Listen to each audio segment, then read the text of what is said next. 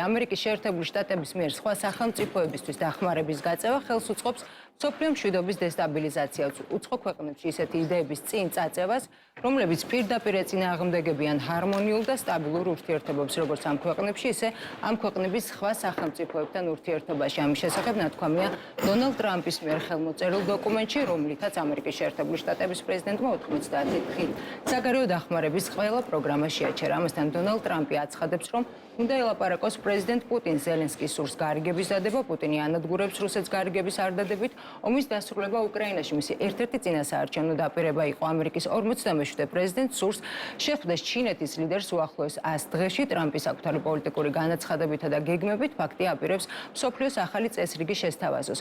რა გავლენას იქონიებს ეს საქართველოზე და რა უნდა იყოს ამ გლობალურ პროცესში ჩვენი ქვეყნის ინტერესი თემაზე საუბარს ჩვენ სტუმრებთან განვაგრძობთ ნაციონალური მოძრაობის გენერალური მდივნის მოადგილე ირაკლი ფავლენიშვილი და კოალიცია ცვლილებებისთვის გვარამია მელია გირჩი დროას წარმომადგენელი ლევან ყურაშვილი არიან ჩვენთან ერთად.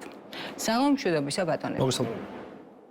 პირველ რიგში რა თქმა უნდა მაინტერესებს თქვენი შეფასება, თქვენი პოზიცია ტრამპის გადაწყვეტილებებთან და ტრამპის ადმინისტრაციის პოზიციებთან დაკავშირებით. მოგესალმებით. პირველ რიგში მინდა ვთქვა, რომ დონალდ ტრამპის გუშინდელი გამოსვლა ძალიან შტაბი-შტაბი იყო და მთლიან ცერემონიალი, რომელსაც კიდევ ერთხელ დაადასტურა, რომ ამერიკის შეერთებული შტატები არის ქრისტიანული ცივილიზაციის დასავლური სამყაროს, თავისუფალი სამყაროს ერთ-ერთი ლიდერი კი არა, მთავარი ლიდერი ქვეყანა.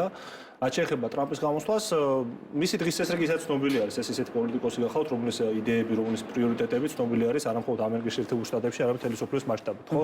ალბათ ყველაზე პოპულარული ფიგურა თუ არა, ერთ-ერთი ყველაზე პოპულარული ფიგურა ნამდვილად არის დონალდ ტრამპი ბოლო წლების მანძილზე.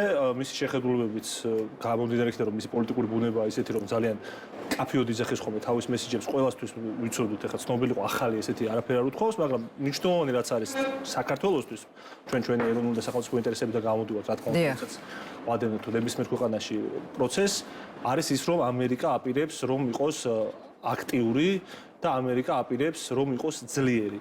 ეს არის ძალიან მნიშვნელოვანი, იმიტომ რომ თავისუფალი სამყაროს სიძლიერე დამოკიდებული არის მისი მთავარი ლიდერის სიძლიერეზე და მის აქტიურობაზე, რამდენად ქვედუნარიანი იქნება. პოზიციების თანხwebdriver რამდენად იყო მაინტერესებს თქვა თქვენი ამ შემთხვევაში. ჩვენ იმ განცხადებებთან მიმართებაში რაც გააკეთა ტრამპმა და იმ გადაწყვეტილებებთან მიმართებაშიც მათ შორის რაც მისი შიდა პოლიტიკის იმდენად ჩვენი საქმე არ გახავთ, მოდი პირდაპირ თქვა, ეხლა მე პოლიტიკური მომხრეული არ ვარ, მაგრამ საქართველოს მიმართებაში არსებობს ორპარტიული კონსენსუსი, ბატონი ვილსონი გახავთ ტრამპთან საგარეო საკითხებს გულისხმობ. მე საგარეო საკითხებზე ვსაუბრობ ეხლა. მოსაშინაოზე. და არა სამხედველობითი საკითხები თუნდაც იგივე ასეულობებთან მიმართებით. პასუხობთ საშინაოზე, იმიტომ რომ გამოსვლა მოიცავდა საშინაოსაც და საგარეოსაც. ამიტომ ახსენე საშინაო, ამიტომ დავიწყე ჩემი გამოსვლა. რაც შეეხება საგარეოს, ამაზე გადმოვიდიოდი. ორპარტიული კონსენსუსი არსებობს ამერიკის შეერთებულ შტატებში საქართველოსთან დაკავშირებით და ამ ორპარტიული კონსენსუსის და ამ პოლიტიკის გამტარი გახავთ ადამიანი, რომელიც არის ტრამპთან დაახლოებული, სწორედაც რომ კონგრესმენი, ეს გახავთ ბატონი ვილსონი, რომელიც პოზიციები ძალიან კარგად არის ცნობილი ფართო საზოგადოებისთვის, ის საგარეო გუნდის ერთ-ერთი აქტიური წევრი გახლავთ და იმ ადამიანებს შორის, რომლებიც არიან ავტორიტარები და წარმოადგენენ თავისუფალი სამყაროსთვის საფრთხეს, ჩამონათვალში ერთ-ერთ პირველ ადგილს და წინა შემთხვევაში, გუშინდელ შემთხვევაში მის ჩამონათვალში პირველ ადგილს იკავებდა ივანიშვილი და ეს რაც გამოხატავს, ორპარტიული კონსენსუსი არსებობს იმ საკითხთან დაკავშირებით, რომ ამავე ჩამონათვალში ყო სი ძინპინი მაგალითად, რომელიც ტრამპმა მიიწვია ინაუგურაციაზე, ამასთან დაკავშირებით და ასევე აქვე დავამატებ მაშინ, რომ მაგალითად, როდესაც საუბარი არის გადაწყვეტილებებზე, იგივე საგარეო მიმართულება იქნება ეს თუ საშინაო მიმართულება, ტრამპთან მიმართებაშიც კი ამბობენ, თუნდაც ოპოზიციის წარმომადგენლებიც, რომ ის ერთპიროვნულად ვერავითარ გადაწყვეტილებას ვერ იღებს, მით უფრო როდესაც საუბარი არის ჯო ვილსონზე. გასაგებია, უბრალოდ გავიგეთ თქვენი კითხვა, ვიპასუხებ თუ შეიძლება საგარეო თემაზე და საქართველოსთან მიმართებაში რა არის ორპარტიული კონსენსუსი, ამას გავმარტავ და ჩემი შეუძლებელი რომ სხვა კითხვებსაც უპასუხო, რომ უფრო შეძლო ამომწურავ პასუხი გაცემა. საგარეო მიმართულებით ორპარტიული კონსენსუსი საქართველოსთან მიმართებაში გამოიხატება იმაში, რომ არავინ არ დაუშვებს თბილისში დიქტატურის დამყარებას. და თუ იმას გონია, რომ ამერიკის შეერთებულ შტატებში სულ ერთია, ეხლა პროპაგანდისტული საკენკი, რომელიც შეიძლება ადამიანებს ჭირდებათ იმისთვის, რომ მოახდინონ გამართლება საკუთარი პოზიციის, იმიტომ რომ ეს პოზიცია თვითონაც კარგად იციან, რომ უკვე აღარ არის რეალურად რაღაც დონეს ლეგიტიმაციის ქონეც კი. იმიტომ რომ როდესაც წელიწადზე მეტია ხდება წამება ადამიანების ცემა ქუჩაში და ადამიანის უფლებების ესეთ უხეშდარღვევასთან გვაქვს საქმე, როდესაც მთლიანად თელი message box-ი თელი ასე ვთქვათ პოლიტიკური კლასის, რომელიც მართავს ეგრეთ წოდებული პოლიტიკური კლასის და de facto ხელისუფლების, რომელიც მართავს ქვეყანას, არის იდენტური რუსეთის და კრემლის message box-ის. როდესაც ისინი ომში ადანაშაულებენ არა უკრაინას, რომელიც არის მსხვერპლი ამ ომის და ადანაშაულებენ უბრალოდ ადანაშაულებენ უკრაინას, რომელიც მსხვერპლი ამ ომის და ადანაშაულებენ თავისუფალ სამყაროს და საუბრობენ გლობალურ ომის პარტიაზე, რომელსაც სურს მეორე ფრონტის გახსნა საქართველოში და სისხლის ღვრაში და ძალადობაში ადანაშაულებენ თავისუფალ სამყაროს და ყველა კარგად ვიცით ხო თუ ერთი მხარე არის რუსეთი და რუსეთს არ ადანაშაულებ და ბოროტების ღერძის ქვეყნებს არ ადანაშაულებ, ესე იგი გლობალური ომის პარტია დასავლეთია, ხო? და დასავლეთზე აქვს გადამწყვეტი გავლენა, როგორც ოცნების წარმომადგენლები ამბობენ. ირანში როცა ჩადის ირაკლი ყობახიძე, ქვეყნის ეგრეთ წოდებული ფორმალური მმართველი და სიკვდილი ამერიკას სკანდირების ფონზე ესწრება ღონისძიებას, როდესაც ამერიკის შეერთებულ შტატებთან სტრატეგიულ პარტნიორობას აჩერებს და სი ძინპინი მოწვეული იყო, მაგრამ სი ძინპინი შეიძლება მტერი არ იყოს, როგორც ირანი არის, მტერი ამერიკის შეერთებულ შტატების, მაგრამ თავარი გამოწვევაა, თავარი კონკურენტია და თავარი მოწინააღმდეგეა და ეს ყველა უსაფრთხოების დოკუმენტში არის დადასტურებული. ამიტომაც, როდესაც ჩვენ საუბრობთ საგარეო მიმართულებაზე, ჩინეთის სავაჭრო ინტერესები, მათ შორის შავ ზღვაში, რომელსაც ივანიშვილი სურდა რომ მომსახურებოდა, მაგრამ მეგონი ეგეც არ გამოდის. ირანის ინტერესები რეგიონში, რომელსაც ასევე ემსახურება და ცდილობს რომ მომსახუროს ყობახიძე და მთელი მისი ბანდა. რუსეთის ინტერესები, რომელსაც ემსახურებიან, იმიტომ რომ ჩინეთის ინტერესებს შეეხება იგივე მოლაპარაკებას ჩინეთთან დაკავშირებით ძალიან კარგად გვახსოვს, მაგალითად ოპოზიციის ძალიან მწვავე და კრიტიკული განცხადებები ჩინეთთან მოლაპარაკების პროცესში, რომ ეს იყო ძალიან მძიმე შედეგებს მოიტანდა და ასე შემდეგ. არ შეიძლება არ ვთქვათ ფაქტია, რომ იგივე ევროპელი ლიდერები შემდეგ უკვე თვითონ ესტუმრეს სი ძინპინს, იგივე საქართველოსთან მიმართებაში ხელისუფლებას რაც შეეხება და მათ პოზიციას რაც შეეხება, საკმაოდ მნიშვნელოვანი საკითხები მოგვარდება იმის მას შემდეგ, რაც ვთქვათ დაიწყება ურთიერთობა აქტიურ ფაზაზე გადავა ჩინეთთან. ფაქტია, რომ ტრამპიც გეგმავს მომდევნო 100 დღის განმავლობაში, ანუ ანგარიშ გასაწევი ძალა არის ტრამპისთვისაც კი და ამერიკის შეერთებული შტატებისთვისაც კი ჩინეთი. მაშინ ჩვენ საქართველოს რატომ უნდა ვთქვათ ჩინეთთან ურთიერთობაზე თუნდაც უარი და რატომ კეთდება აი ამ ტიპის შეფასებები ოპოზიციის მხრიდან? ჩინეთთან ჩვენ საუბრობდით მარტო რაღაცაზე, როდესაც სტრატეგიული პარტნიორი ხდება ჩინეთი, ეს არის სხვა დონის ურთიერთობა და სხვა ტიპის ურთიერთობა და როდესაც ჩინეთი არის შენი სავაჭრო პარტნიორი, ეს აბსოლუტურად სხვა განზომილებაა, ხო პოლიტიკური თქვენ დამეთანხმებით, რომ სტრატეგიული პარტნიორობა ერთია და მეორე არის ანუ სხვა ტიპის თუნდაც კარგი სავაჭრო ურთიერთობები, რის წინამდგე ჩვენ არ ვართ. იდეაში საქართველოს თვისება და ფუნქცია მთავარი გეოპოლიტიკური ეს არის, რომ დასავლეთი და აღმოსავლეთი შეაერთოს. და დიახაც ჩინეთიდან თუნდაც შუა აზიიდან წამოღებულ საქონელს ტრანზიტი მოხდეს საქართველოს გავლით, ხო? ამისთვის ივანიშვილის ბანდაში პრობლემა ეს კი არ ქონია. უბრალოდ მათ სურდათ რომ ამერიკული და დასავლური კაპიტალი და მისი ინტერესები განდევნოს ქვეყნიდან და ჩინეთი გახდეს სტრატეგიული პარტნიორი, ანუ ამერიკის შეერთებული შტატები და თან ჩინეთი იყო შენი სტრატეგიული პარტნიორი, როცა ამაზე ვსაუბრობთ. ამ დილემაზე იყო საუბარი, როდესაც საქართველოში ხელისუფლება აშკარად აქცენტს აკეთებს ირანზე, აშკარად აქცენტს აკეთებს რუსეთზე, რომლებსაც ბოლო წლების მანძილზე აქვთ აშკარად ტრული განწყობილება თელი დასავლური თავისუფალი სამყაროს მიმართ და მიმართავენ კონკრეტულ ქმედებებს, მართავენ ტერორისტულ ჯგუფებს. ამაზე არის საუბარი და ჩინეთი ამ დროს შემოდის როგორც დამატებითი სავაჭრო ფაქტორი, რომ შენ სტრატეგიული პარტნიორობა რახან ამერიკასთან აღარ გინდა და ამერიკა გიუქმებს სავაჭრო პარტნიორობას, ამ დროს შემოყავს ჩინეთი. აი ამ გეოპოლიტიკურ პარადიგმა, ამ გეოპოლიტიკურ მოცემულობაზეა საუბარი, თორემ ჩინეთთან კარგი ურთიერთობები დიახაც, ჩვენ რომ მოვალთ ხელისუფლებაში, რა თქმა უნდა ოპოზიციისთვის ძალიან მნიშვნელოვანი იქნება ჩინეთთან კარგი სავაჭრო ურთიერთობები, ეს აუცილებელიც არის და ისე როგორც ამერიკის შეერთებულ შტატებთან. მთლიანობაში უნდა აღიქვას ეს პროცესი, რომელზეც თქვენ საუბრობთ.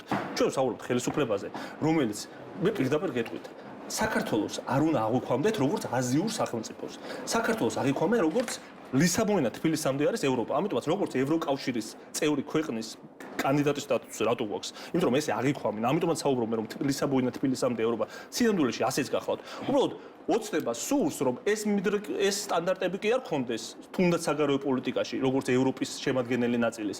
არამედ იმ ქვეყნეს, რომელიც არც ევროკავშირის წევრობისკენ ისწრაფვის, არც ამერიკის სტრატეგიული პარტნიორი არ გახლავთ, აი ნელთბილი ურთიერთობა თითქოს. ოღონდ ესეც თეორია. ღირებულებით ნაწილზე მინდა რომ ვისაუბროთ.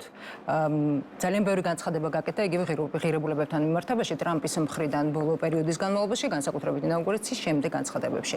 საინტერესო არის რამდენად არის თანხმადრაში, ვთქვათ, იგივე იდენტობასთან დაკავშირებით იყო განცხადება, რომელიც თან დაკავშირებითაც მაგათად ოპოზიცია შეეცადა რომ თავი აერიდებინა, არ ეპასუხა, ქალბატონი სალომეს ძალიან მკვეთრი გაღიზიანებაც კი გამოიწვია მაგალითად ამ შეკითხვამ, რომ ქალი-ქალია, კაცი-კაცი არის. საკითხებთან მიმართებაში და სამშვიდობო პოლიტიკა, deep state-თან მიმართებაშიც ირონიული დამოკიდებულება არის ზოგადად ოპოზიციის მხრიდან, მაგრამ ფაქტი არის, რომ იგივე ტრამპი აქტიურად საუბრობს ამ საკითხზე. თქვენი პოზიცია მაინტერესებს, შეიცვალა თუ არა იგივე ბაიდენთან ბაიდენთან მიმართებაში ბაიდენს ჰქონდა რადიკალურად განსხვავებული პოზიცია ტრამპისა და ტრამპის ადმინისტრაციისგან, ხომ?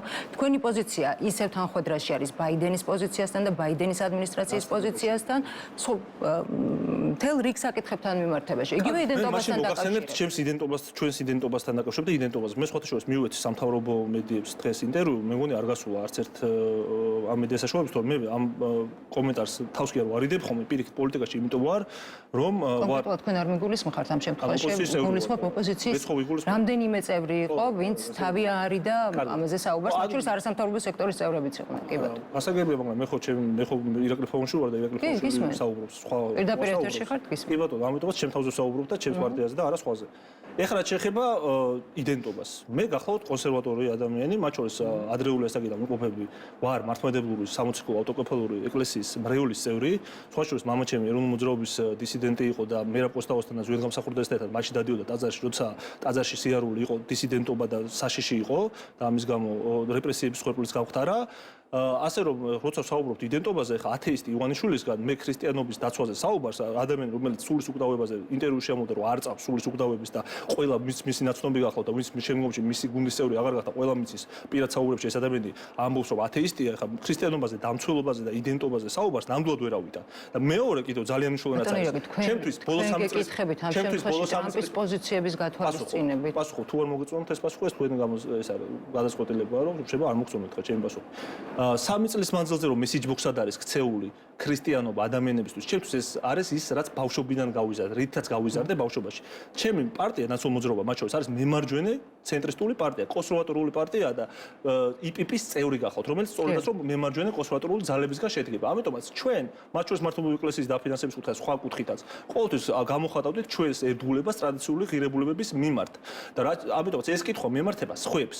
მემართება იმ ოცნების წევრებს, რომლებსაც ეს არის ფარისეულობა, რომლებსაც ეს არის მესიჯ ბოქსი და ჩემთვის ეს არის რწმენა რითაც გავიზარდე. ასე რომ ეს იდენტობა ჩვენი იდენტობის შემადგენელი ნაწილი გახლავთ, მე ამ ხრივ რა თქმა უნდა უფრო ტრამპთან მყოფები კავშირში და არა სხვა პოლიტიკურ თანხმედრაში არის თქვენი პოზიცია ტრამპთან მიმართებაში. აქვე ერთსაც დავამატებ რა ღირებულებით ნაწილში, ეს აუცილებლად უნდა ვთქვა რა.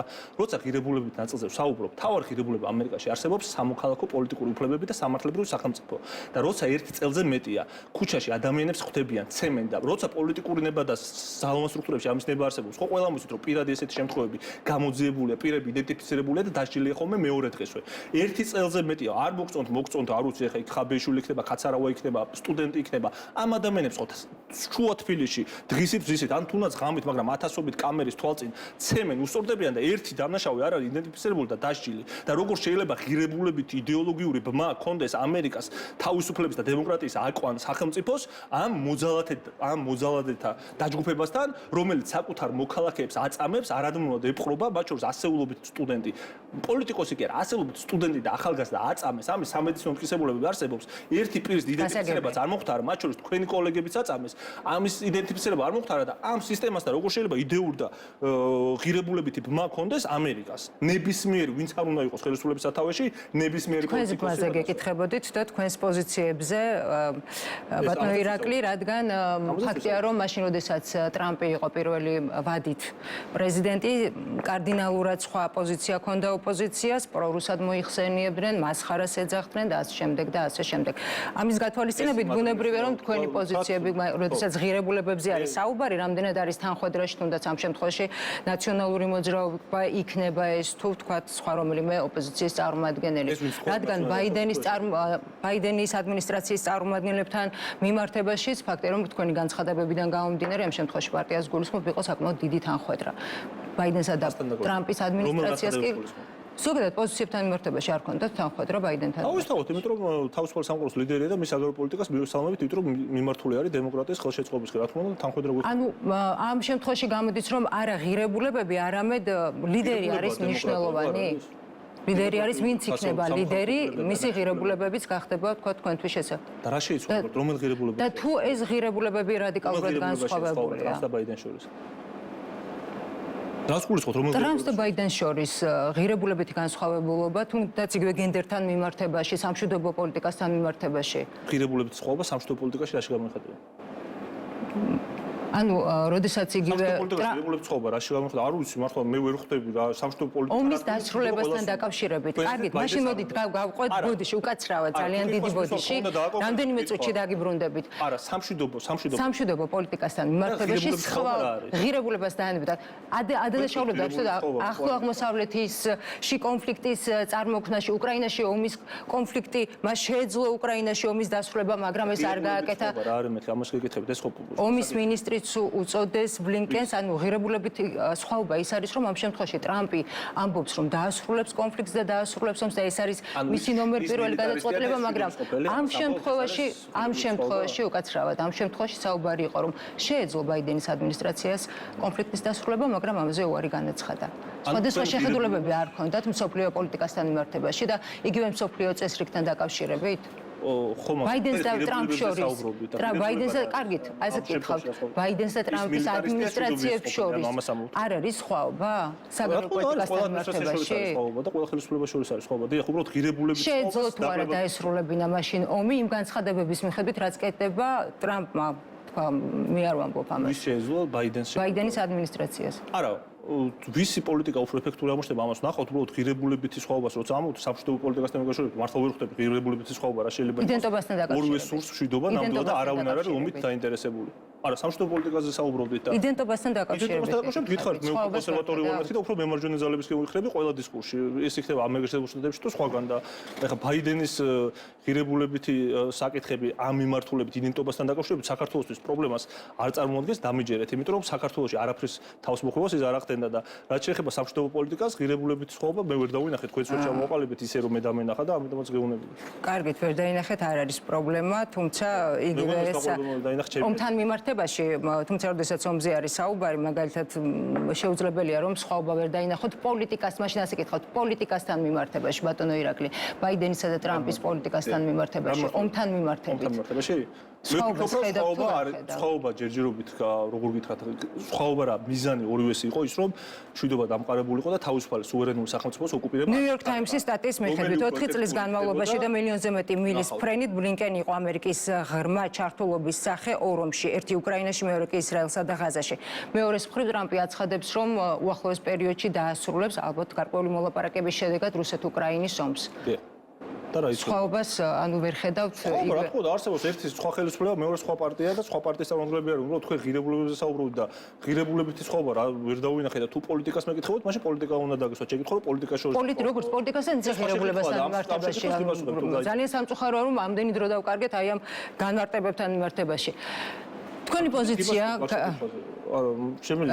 პოზიცია უნდა მოგვიანებით დაგიბრუნდებით იმის გათვალისწინებით რომ მივცეთ სხვასაც პოზიციის გამოთქმის საშუალება ტრამპთან მიმართებაში ტრამპის პოზიციებთან მიმართებაში თქვენი ხედვა როგორი არის და საინტერესო არის როგორ ხედავთ საქართველოს როლს რაც მთავარია თქვათ რა შეიძლება შეიცვალოს საქართველოსთან მიმართებაში სალამი მაგარ მიესალმებით დღეს მაყურებელს მადლობა მოწვევისთვის თავარი ღირებულება რაც ამერიკის შეერთებული შტატებს და მის პრეზიდენტს აქვს ეს არის სამოქალაქო უფლებები იმიტომ რომ ამერიკის შეერთებული შტატები თვითონ არის დაფუძნებული თავისუფალი მოქალაქეების მიერ ეს არის დემოკრატია ეს არის სიტყვის თავისუფლება ეს არის გამოხატვის თავისუფლება ეს არის თავისუფალი პრესა ამ ღირებულებებში ვინც არ უნდა იყოს ამერიკის შეერთებული შტატების პრეზიდენტი აბსოლუტური თანხმობა გვაქვს ყველა ნორმალურ ცივილიზებულ ადამიანს ამიტომ აქ სხვაობა არ არის ტრამპი იქნება ბაიდენი იქნება ჯორჯ ბუში იქნება თუ ვინ ბარაკ ობამა იქნება მნიშვნელობა არ აქვს. ეს არის საბაზისო ღირებულებები, რაზეც ნებისმიერ ცივილიზებულ ქვეყანა დგას და მათ შორის უნდა იდგეს ეს ქვეყანა. პრობლემა ის არის, რომ ეს ქვეყანა ამ ღირებულებებზე არ დგას. მაგიტო არის ხალხი. ანუ თავარია თქვენი თანხმებით ამ შემთხვევაში ამერიკის პრეზიდენტს სახელს და გვარს ამ შემთხვევაში მნიშვნელობა არ აქვს. პარტიას ნახეთ ამერიკის შეერთებული შტატების ნებისმიერ პრეზიდენტი არის დემოკრატიული ქვეყნის მიერ ხალხის მიერ არჩეული პრეზიდენტი ამერიკის შეერთებული შტატების პრეზიდენტი ვერ გახდება ადამიანი რომელიც არ იზიარებს იმ საბაზისო ღირებულებებს რა საბაზისო ღირებულებებზე ვსაუბრობთ ეს არის დემოკრატია ეს არის სიტყვის თავისუფლება და ასე შემდეგ ამას იზიარებს ნებისმიერი ამერიკის პრეზიდენტი შესაბამისად ჩვენ სახელებს და გვარებზე კი არ ვსაუბრობთ საუბარია ღირებულებაზე ამერიკის შეერთებული შტატების ღირებულებაზე და ამ ფუძნებელმა მამებმა თქვეს რომ თავარი არის ადამიანი და თავარი არის ადამიანის უფლებები ამაზე დგას ამერიკა და ამ მიუხედავად იმისა თუ ვინ იქნება პრეზიდენტი და ჩვენ ამაში ვთანხმდებით ნებისმიერ ხელისუფლებასთან რომელიც იქნება ამერიკის შეერთებულ შტატებში იქნება ეს დემოკრატი თუ რესპუბლიკა რესპუბლიკელი თუ არ აქვს მნიშვნელობა თუ გამოჩნდება. არ აქვს მნიშვნელობა ვინ იქნება პრეზიდენტი, მთავარია იყოს ამერიკის პრეზიდენტი. რა შუაშია? ამერიკის პრეზიდენტი კი არა, მთავარია ღირებულებები. ღირებულებები იქ ხომ სტაბილურია, შესაბამისად არ აქვს მნიშვნელობა ტრამპი იქნება თუ ბაიდენი, ხო? მნიშვნელობა არ აქვს იმას, ვინ იქნება ამერიკის პრეზიდენტი, ჩვენ გვაქვს ღირებულებითი თანხwebdra დასავლურ ცივილიზაციასთან. ამ ქვეყანას, ამ ქვეყნის მოქალაქეებს აქვთ ღირებულებითი თანხმობა, არა მარტო ამერიკის შეერთებულ შტატებთან, ზოგადად დასავლურ ცივილიზაციასთან, იგივე და ევროკავშირის ცივილიზებულ ქვეყნებთან, რომლებიც ასევე იზიარებენ ამ ღირებულებებს. თავარი არის ქვეყანაში იყოს ადამიანის უფლებები დაცული. დანარჩენი ყველაფერი ამოდის აქედან. კიდევ ერთხელ რომ სახელებს და გვარებს მნიშვნელობა არ აქვს. თავარი არის ეს. კი ბატონო, გასაგები არის, იგივე იდენტობასთან დაკავშირებით უნდა გითხოთ აუცილებლად, რადგან ეს იყო ერთ-ერთი საკითხი, რამაც გამოიწვია პოზიციების სხვაობა, ძალიან ბევრი კრიტიკა ისმოდა. პოზიციების სხვაობა ზოგადად იგივე თუნდაც ოპოზიციურ სპექტრში, როდესაც მაგალითად ქართული ოცნება საუბრობდა იმაზე, რომ კაცია და ქალი ქალია, ფაქტობრივად ძალიან ძიმე კაცი არ არის და ქალი ქალი არ არის. LGBTQ ოპოზიციების და კონკრეტულად შეგიძლიათ მითხრათ, ანუ ვინ ამბობდა, რომ კაცი არ არის და ქალი ქალი არ არის. მე ასეთი კანონი როდესაც კანონი შემოიტანა ქართულმა ოცნებამ, ოპოზიცია განხილვაშიც არ შესულა, არც მხარს უჭერდა. ძიმე განცხადებები კეთდა. ქალი ქალი არ არის და კაცი არ არის. ეს ხო ესე არ არის. ირონიით საუბრობენ ამასთან დაკავშირებით, ხო ფაქტია. ქართულ ოცნებას. და რა ერთი განცხადება იძებნება. ქართულ ოცნება არ დგას არანაირ ღირებულებას.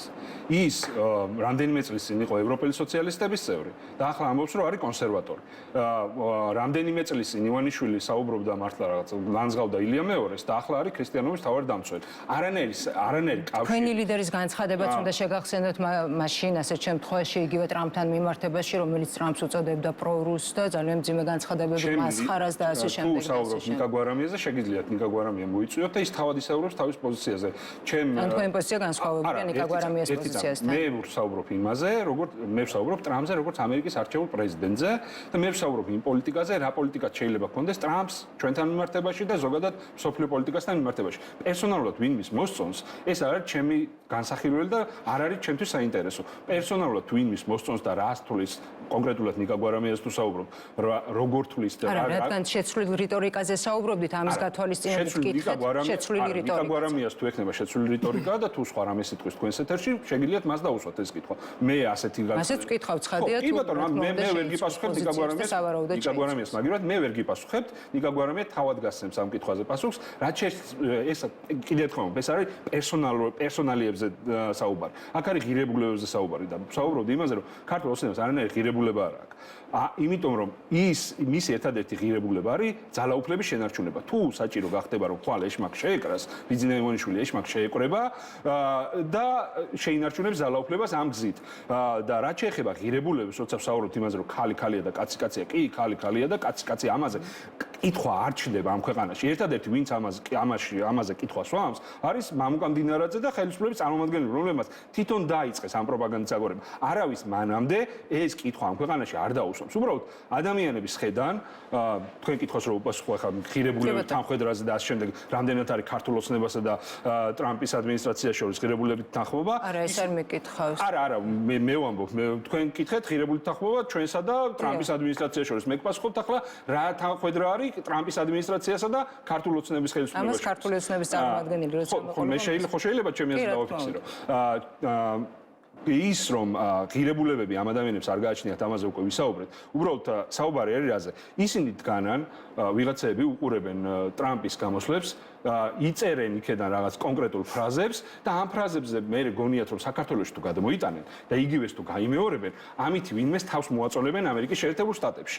უბრალოდ მათ არ ესმით რომ თავარი ამერიკის შეერთებულ შტატებისთვის კიდევ ერთხელ რომ ვინც არ უნდა იყოს პრეზიდენტი, არის ადამიანის უფლებები. ის რომ ეს ხელისუფლება ხალხს აწამებს, 300 ადამიანი რო აწამათ, დაიჭირა, ცემა, ძვლები დაამტრია. ის რომ არის ჟურნალისტები, თქვენი კოლეგა როზეს ციხეში, კამერები რო საჭირო თავზე გადაალეწეს ხალხს. ეს არის მთავარი წყალგამყოფი ხაზი დემოკრატიულ ცივილიზებულ ქვეყანასა და არანორმალურ რეჟიმს შორის. ის რომ ტრამპი ვინმეს მხარეს დაიჭერს, იმიტომ რომ ახსენებენ რაღაც სიტყვებს, რომელსაც ტრამპი ახსენებს, ეს ასე არ არის. მთავარი არის ღირებულება. ტრამპი როგორი ღირებულების არ უნდა იყოს, კონსერვატორი იქნება თუ ლიბერალი იქნება, ან ნებისმიერი პრეზიდენტი ამერიკის შეერთებული შტატების, ყოველთვის იდგება თავისუფალი სიტყვის სადარაჯოზე და დემოკრატიის სადარაჯოზე. ასე იყო მთელი ამერიკის ისტორიის განმავლობაში. მიუხედავად იმისა, რომ რა სახელი და გვარი იქნებოდა კონკრეტულად ხელისუფლებაში და ასე გაგრძელდება მომავალშიც. და მთავარი ამ ამბავში არის ის, რომ ჩვენ ქვეყანას აქვს შანსი, რომ იყოს ცივილიზებული სამყაროს ნაწილი. უბრალოდ ცივილიზებული სამყაროს ნაწილი კი არ იყოს. იყოს მდიდარი ქვეყნების ნაწილი. ჩვენი ქვეყნის მოსახლეობა გამდიდრდეს, ჩვენ გვაქვს შანსი, რომ ამერიკასთან გქონდეს სტრატეგიული პარტნიორობა, რომელიც ჰქონდა და დავკარგეთ ამ ხელისუფლების გამო და ახლა სომხეთი არის ამერიკის სტრატეგიული პარტნიორი და მე ულოცავ სომხებს ხოთა შორის ამ ამბავს და ჩვენც აუცილებლად ვიქნებით ამერიკის პარტნიორი და ზოგადად დიდი ქვეყნები უყურებენ რეგიონის კონტექსტში ის რომ სომხეთი არის ამერიკის სტრატეგიული პარტნიორი უკვე ერთი კვირა არის ჩვენთვის ძალიან კარგი ამბავი ეს რეგიონი იქნება დემოკრატიული როგორც კი ქართული ოცნების ხელისუფლება შეიცვლება და ამ ქვეყანაში ჩვენ სომხეთიც აზერბაიჯანიც თურქეთიც ვიცხოვრებთ მშვიდობაში თავარი ტრამპის მესიჯი რა არის რომ ის არ დაუშვებს მომავალში რუსეთისნაირი ქვეყნებისგან მსგავს აგრესიას და იქნება მშვიდობა და ის ამ მშვიდობისთვის გააკეთებს ყველაფერს და ტრამპის ადმინისტრაცია ამ სიტყვას თუ შეასრულებს ის იქნება მთავარი გარანტორი მსოფლიოში მსგავსი გამოხტომებისგან თავის არიდების და მშვიდობის დამყარებას. გასაგებია ბატონებო კიდევ ერთი შეკითხვა მინდა რომ მოვასწრო დონალდ ტრამპის გამარჯვება მთელი სოროსის ქსელისთვის დიდი მარცხია ახლა ჩვენი ჯერია 2025 გადამწყვეტი წელია ბრუსელიდან და ევროპიდან სოროსის ქსელის გავლენის მოსაშორებლად ეს არის ვიქტორ ორბანის განცხადება მან ასევე განაცხადა რომ უკვე ტრამპის ინაუგურაციიდან მომდევნო დღეს ბრიუსელში მზე სხვაგვარად ამოვიდოდა ასევე მიიჩნევს რომ ტრამპის მიერ ხელმოწერილი აღმასრულებელი ბრძანებები გარდა ქმნის არა მხოლოდ ამერიკის შეერთებული შტატების არამედ მთელ მსოფლიოსაც დადგა დრო პატრიოტულმა ძალებმა დაიკავონ ბრიუსელი და ამავდროულად მაგალითად ვლადიმირ ზელენსკი ასტრამის ამბობს რომ მოусმენს ტრამპი ევროპას თუ დაიწყებს საუბარს რუსეთთან და ჩინეთთან ევროპის გარეშე ევროპამ უნდა ისწავლოს დამოუკიდებლად ზრუნვა საკუთარ თავზე რათა მსოფლიომ ვერ შეძლოს მისი იგნორირება საინტერესოა როგორ ხედავთ აი ამ პროცესს შედარებით გლობალურ ჭრილში და საქართველოზე რა გავლენას მოახდენს რაც მთავარია ეს პროცესები ზოგადად პროცესში ვხედავ იმას, რომ დონალდ ტრამპს შეუძლია თავისი, ასე ვთქვათ, გადამწყვეტი მოქმედებების ხარჯები, ეს არის ადამიანი, რომელიც არ ეთაკილება ხოლმე, ასე ვთქვათ, საკმაოდ თამამი ნაბიჯების გადადგმა, იმ პრობლემების, ძალიან ბევრი პრობლემის მოგვარება, რაც არსებობს მთელი მსოფლიოს მასშტაბით და ბევრი კონფლიქტური ადგილიც არსებობს. გამოჩნდა ჩემი აზრით, როდესაც ვაკუუმი იქმნება ამერიკის პოლიტიკის, ანუ როდესაც ამერიკა თქვათ რეგიონში არ აქტიურობს, ამ შემთხვევაში და მის მოკავშირეები არ აქტიურობენ, ამ ადგილს იკავებენ ტულად განწყობილი ძალები, ეგრეთ წოდებული ბოროტების ღერძის ქვეყნები. ამიტომაც თავარი ამოსავალი წერტილი, რაც ამ პოლიტიკაში იქნება, არის ის, რომ როგორი ყოჩაღებს ამერიკა და როგორი ყოჩაღებენ მისი მოკავშირეები და ამას ჭირდება, რა თქმა უნდა, ერთი მხრივ ის, რასაც ტრამპი ამოსხმობენ, რომ ამერიკა ძლიერი უნდა იყოს და ამერიკა უნდა იყოს მაგარი სახელმწიფო და გადამწყვეტი ქმედებების არ უნდა ერიდებოდეს და მეორე ის, რასაც ასევე ტრამპი ამბობს, რომ მისი მოკავშირეები არ უნდა იყვნენ დამოკიდებულები ამერიკაზე და კონკრეტულ რეგიონალურ კონტექსტში თუნდაც უნდა იღებდნენ საკუთარ თავზე უფრო მეც უნდა ხარჯავდნენ საკუთარ სამხედრო პოტენციალის გასაძლებლად, როდესაც ხედავენ, როდესაც ევროპაში ესეთი დიდი ომი მძვინვარებს რუსეთის მიერ ინიცირებული, ამიტომაც რა თქმა უნდა ამ ხრივ ველოდები მე გამოღვიძებას კიდევ უფრო მეტად თავისუფალი სამყაროს ისაც გამოღვიძებულია გამომდინარე ავტორიტარული ბანაკის წევრი ქვეყნების ესეთი უფრო აქტიური ქმედებების შედეგად საქართველოსთვის მე ველოდები იმას რომ აი ეს გამოღვიძება მათ შორის ევროპის გამოღვიძება რაც ძალიან მნიშვნელოვანია კიდევ უფრო ევროპის გამოღვიძება ბატონი ირაკლი ნახეთ როდესაც იგივე ორბანიც საკმაოდ მკვეთრ განცხადებებს აკეთებს ბრიუსელთან მიმართებაში საკმაოდ მკვეთრ განცხადებებს აკეთებს სოროსთან მიმართებაში მეორეს მხრივ ტრამპი საუბრობს იგივე deep state-ზე რომელიც სასაცილოდ არ ყოფნიდათ მაგალითად ოპოზიციის რამდენიმე წარმომადგენელს კარგი სხვა კონტექსტში საუბრობს მაგრამ საუბრობს ფაქტი არის ის და მეორეს მხრივ ნახეთ ტრამპი იგივე ორბანთან დაკავშირებით აცხადებს რომ ის არის ერთგვარი დასაყრდენი მისი ევროპაში აი ამ კონტექსტში ვთქვათ როგორ ხედავთ რა პროცესები შეიძლება განვითარდეს ორბანის კონტექსტში არა ორბანის განცხადებებიც არის მნიშვნელოვანი იმ კონტექსტში რომ ტრამპი თავის დასაყრდენად აცხადებს ხო ალბათ კაი, მაშინ ესე ხო ბევრი საკითხი თქვით, მაგრამ ნუ აი უფრო ზოგადად რამდენიმე საკითხია კი ბატონო ჩა. რო გიპასუხოთ, ესე ვიტყვი, რომ ჯერ deep state-თან დაკავშირებით გეტყვით, რომ რახან ტერმინს ახსენებს კონკრეტული პიროვნება არ ნიშნავს იმას, რომ ამ შემთხვევაში საქმე გვაქვს იდენტურ აღქმასთან პროცესების, იმიტომ რომ ყობახიძე და მისი ბანდა იყენებს ამ ტერმინს როგორც აღნიშნავს იმ გლობალური ძალის, რომელსაც სურს თუმე ფრონტების გახსნა და რომელიც საომარ მოქმედებებს იწყებს, რაც სრულებით შეუთავსებელია ტრამპისეულ deep state-თან, იმიტომ რომ ტრამპი უფრო საუბრობს. ანუ სხვადასხვაზე საუბრობენ ამ შემთხვევაში ირაკლი ყობახიძე და ტრამპი. დიახ, ყობახიძის მხრიდან ამ ტერმინის გამოყენება იყო ძალიან მარტივი მისახვედრი, იმიტომ რომ ეს პროპაგანდა სიამდვილეში მარტივი გახდა თუ დაუკვირდებით, იმიტომ რომ ისინი საუბრობდნენ გლობალურ ომის პარტიაზე, მე მიხვდნენ რომ ტრამპი მოდიოდა ხელისუფლებაში და იპოვეს ისეთი ტერმინი, რომელიც აი ამ პროპაგანდას ათქმევინებდა, რასაც ეხლა თქვენ ამბობთ, რომ deep state-ზე საუბრობს ტრამპიც, ხო? იმიტომ რომ deep state-ზე საუბრობს მართლა ტრამპიც, ხო? მაგრამ განსხვავება არსებობს იმ კონტექსტში შორის, რაზეც საუბრობს ხოლმე ყობახიძე, რაზეც საუბრობს ტრამპი. ტრამპს ნამდვილად რა კონტექსტში აღიქვამთ საერთოდ? ხო, აუხსნით თუ გინდათ რა კონტექსტში ამოსახეთ, deep state-ს ყობახიძე გულისხმობს რად?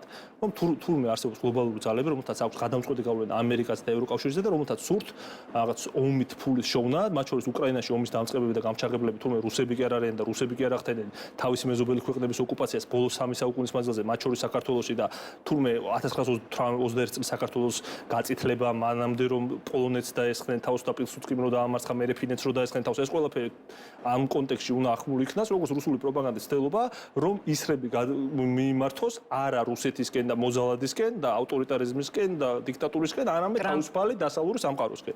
ამიტომაც გლობალური ომის პარტიის ტერმინი შეიცვალა deep state-ით. რატომ? იმიტომ რომ მოდიოდა ხელისუფლებაში ტრამპი და ეს ჩვეულებრივი რაღაც ეშმაკური მეთოდიკა იყო რომ deep state-ს რახან ახსენებდა გლობალური ომის პარტიას აღარ იძახის ყობახიძე და სამთავრობო პროპაგანდა ბოლო რამდენიმე თვის მანძილზე, ერთი თვის მანძილზე შეიძლება 2 თვის მანძილზე მაქსიმუმ და ამიტომაც იძახიან deep state-ს. ხო ძალიან მარტივი ლოგიკაა.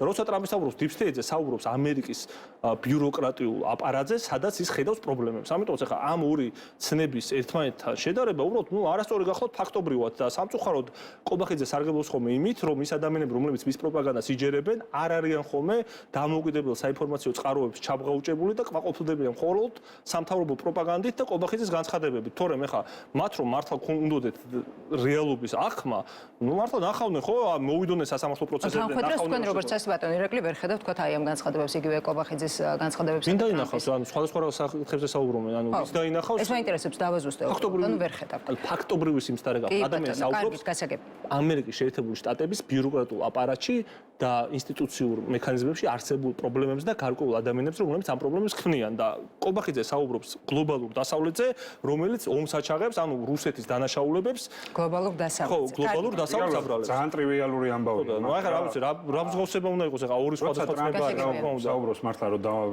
რაღაცა შევაჯამოთ იმ deep state-თან დაკავშირებით. ძალიან ტრივიალური ამბავია. რეალურად ტრამპი საუბრობს იმაზე, რომ რაღაც კონკრეტული ადამიანები ჩინოვნიკურ აპარატში არიან უბრალოდ არაეფექტურები. ისინი მის ხედვებს ვერ რეალიზებას ვერ უწევენ. ამიტომ შექმნა სპეციალური რეალიზებას ვერ უწევენ, ამაზე იყო საუბარი, როდესაც deep state-ზე საუბრობდა ტრამპი. და მე თუ რამე კიდე გარკვეული დარჩება, ჩამეკითხეთ. საუბრობს იმაზე, რომ კონკრეტული ჩინოვნიკური აპარატი ამერიკის შეერთებულ შტატებში მის გადაწყვეტილებებს არ ასრულებს ეფექტურად.